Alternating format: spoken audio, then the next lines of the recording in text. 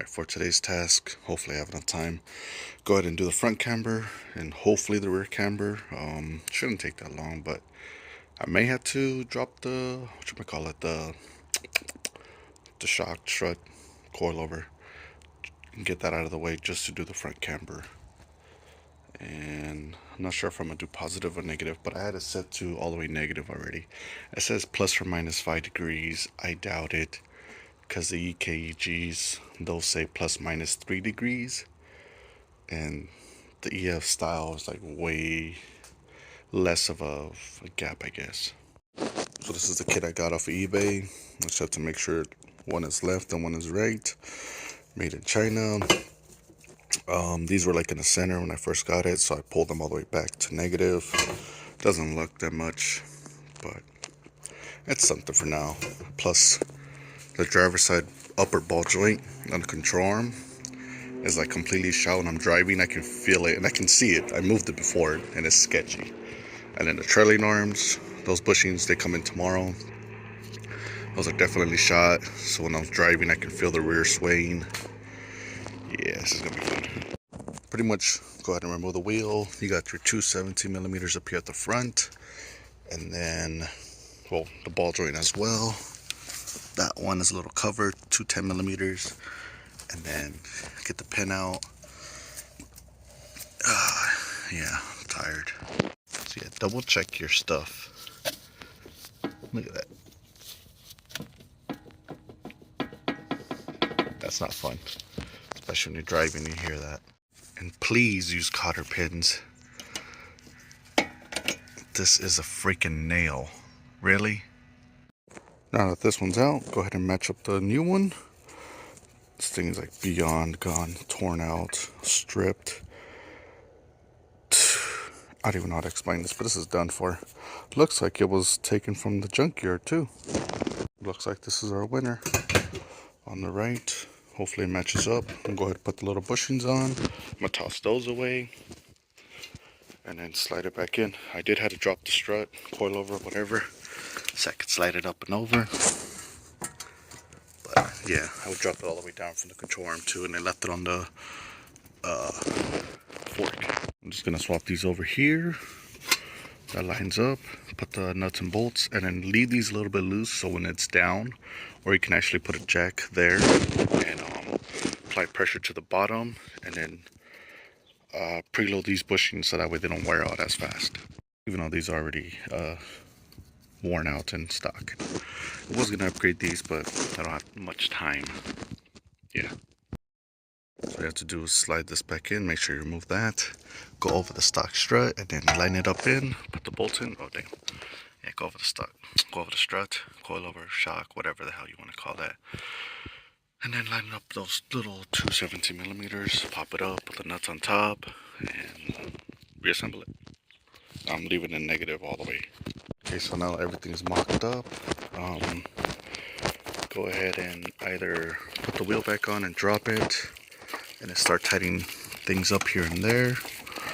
Or for me, what I'm gonna do, I'm gonna put a jack underneath this and lower it, let all the pressure ride up on it, and then tighten everything down. That way the preload is set. So pretty much it'll end up like this. This is all on the jack stand, not the jack. So all that pressure's being up there. Tighten up the bottom one, the upper control arm ones, the ball joint, everything on top. And that way it's all settled in like that, instead of leaving it at stock height and then slamming it and then having everything wear out prematurely because all that stress and tension's on there, instead of releasing it and then setting it there. Hopefully you guys get that. Alright, it actually like relieved some of the camber, pushed out because the side was still in and lowered. So I don't think I'm gonna record this because I'm running out of time. I gotta go to work real soon, so I'm gonna haul ass on this one. Yeah, so that's just the front for now. Yeah, I did that side real quick, make sure everything's nice and tight.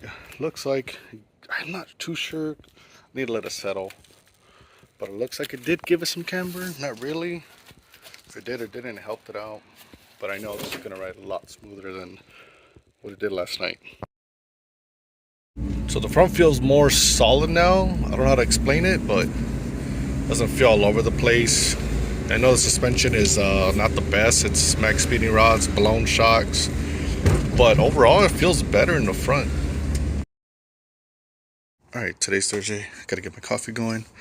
Gotta do the rear control arms. I can't do the trailing arm bushings because I know that'll take me all day. I don't have a press or anything, so I gotta hammer out the old ones and then like press in the new ones. So I better do it on the weekend instead of a day that I gotta go to work, because the sedan, the EK sedan, is leaking fuel. I need a new crush washer for the fuel line. Yeah. So the bushings that I'm talking about are these PSB rear trailing arm bushings. There's the part number right there. You can find them on eBay as well, or Amazon, not too entirely sure. But yeah, these are my go-tos because they're strong polyurethane and you can feel the instant difference.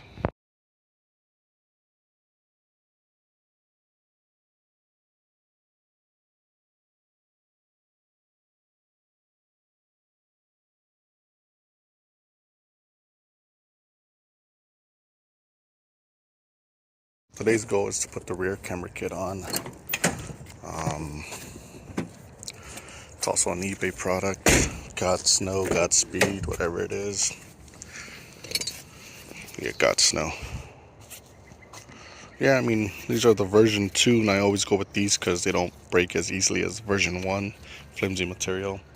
It's very simple install. 3 bolts, 2 14 millimeters onto the chassis, 1 onto the control arm or trailing arm, and that is it. So again, it's a very simple process. Remove this bolt and then remove those 2 from the chassis, and then just swap it out with this one. Simple as that, and you're set. These are the trailing arm bushings that I'm talking about. You have to hammer these out because you're not going to use this again, or the sleeve, and the new one just pushes right in. But I need like a press or like real something hard to push it in. Last time I had troubles trying to get it in by bare hand.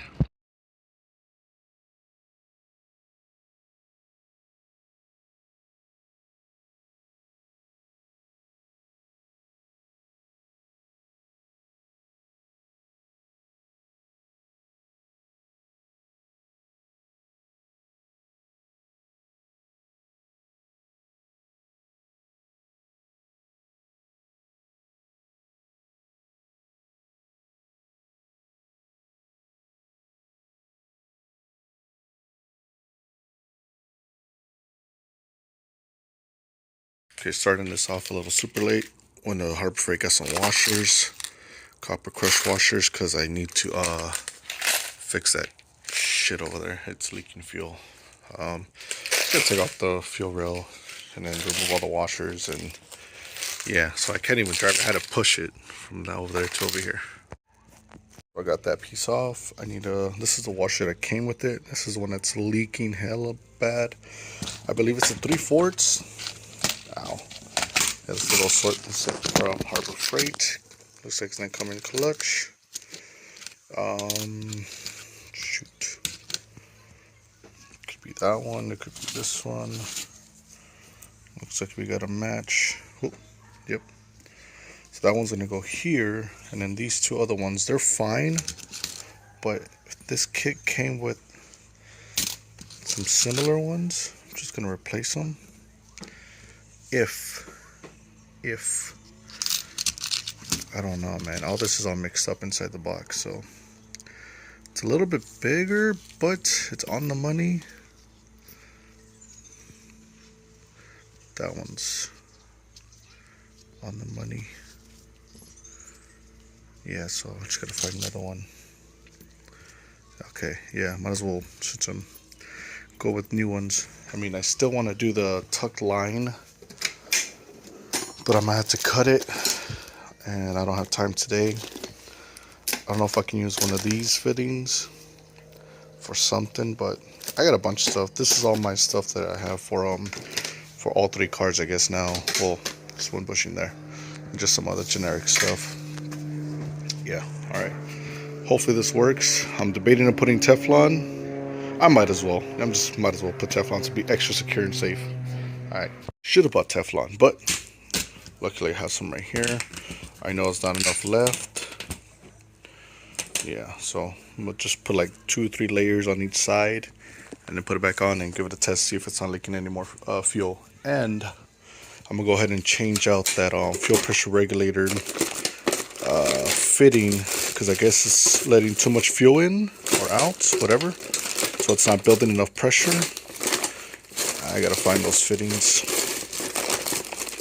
Is it this one? Yeah, I'm gonna go back to that one, this one right there, the little small pinhole one. That one looks like it's promising and add more pressure, I guess. Okay, so I went ahead and put that Teflon there. Was it this one? Right? Yeah. I don't know why I got two, but this one goes there. One goes before. Okay, that is now set with Teflon. One washer goes from the fuel, between the fuel rail and the fitting, and then one fitting goes here, then the line, then another fitting, and then the cap. Let me go put it on. I would say let me try to do this one hand, but I know I'm gonna end up dropping stuff because I already dropped the cap. But again, the fitting with the washer in between. Let me put that on real quick. Probably wondering why I have this over here. It's because of this was too small. I had to open up the diameter, and now it fits in there perfectly because yeah, that wasn't sliding in there. So I got that opened up a little bit more. I should be able to slide it in. I'm gonna go over there. I can't take the phone because it's hot outside and my phone is overheating. So yeah. All right, moment of truth. Got the new washers. Fixed the fuel pressure regulator. Need to adjust that to see how much pressure we got. If it leaks.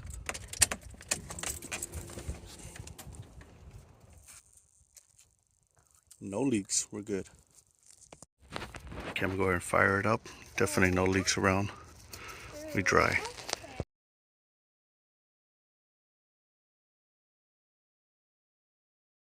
Alright, so that fuel pressure regulator that I got was leaking hella fuel. I posted pictures up.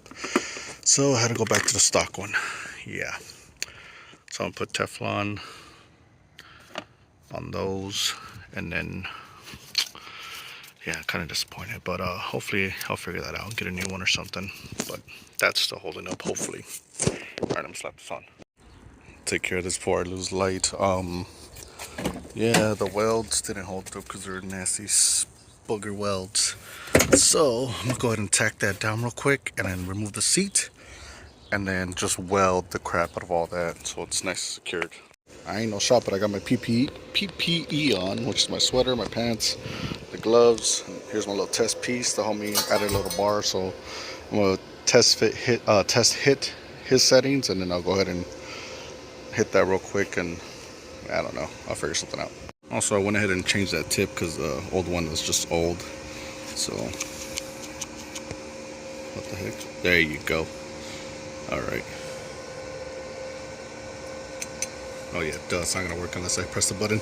All right, let me just hit it. So update, got the seat welded in. It took me like forever because I tried to make it planted. Hopefully it doesn't break on me because I welded the crap out of it. And then I fixed the Speedo. I think I did that today or yesterday. I just like wiggled the wire, the Speedo cable. I put it in, pulled it out, put it in, pulled it out, and then it started working. So I was like, all right, it's cool. No more check engine light. Yeah, I got the radio working. I don't know what else. I think I mentioned that before. I'm going to Winco right now to get some food for tomorrow. Let's see what else. Yeah. Oh yeah, the Civic sedan. Update on that. The distributor took a shit. So now I gotta replace that. So looks like I'll be daily in the wagon for another couple weeks until I get a distributor. All right. See you guys on the next one. Deuces. Psych, I got one more quick thing to do before I send you guys off to the next video. I have an old distributor, and I just looked up online to see if the internal parts are the same. I'm gonna go ahead and cut that one out, and then get the one from the EK sedan and cut that one out and change out all the parts. Okay, so if you know me, you know I got the worst luck ever. I just dropped it in. So this is the ignition module. It's missing a prong. It's because that prong is over here. Broke off. So the only thing I can hope that it's the ignition coil on the EK. I'm gonna change this out, and if it's this, I'm screwed. I know I have another one somewhere. Oh yeah, how you like that? So yeah, I have another one somewhere. I just gotta find it. Hopefully it works, but I'm screwed at this point. The aftermath. So I went ahead and I just transferred over the ignition coil because the ignition module is broken. Charging the battery right now because it's dead. I kept cranking it, died. So once that's fully charged, I'm gonna go ahead and slap on to the car. Hopefully it turns on, because I did crank it over and it gave me one of those like we wanted to start. So I was like, all right, I'll make some food now. So I took a hard turn, headed to Cars and Coffee today in the morning, getting on the freeway. This side is all right, but this side, I guess the bushing finally just said, all right, I'm out, and it just, yeah, hella camber compared to like fixed camber, broken camber. Yeah, I gotta fix that real quick.